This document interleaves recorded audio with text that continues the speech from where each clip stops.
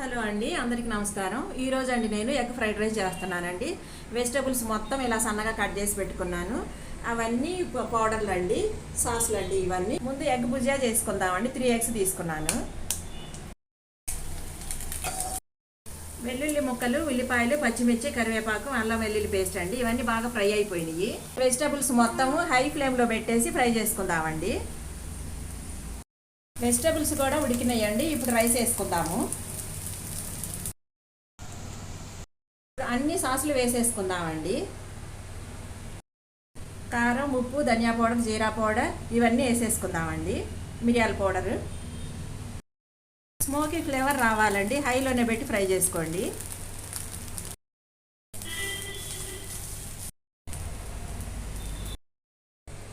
Egg fried rice అయితే ready అయిపోయిందండి. మీకు నచ్చితే మాత్రం తప్పకుండా లైక్ చేయండి, సబ్స్క్రైబ్ చేయడం మాత్రం మర్చిపోకండి.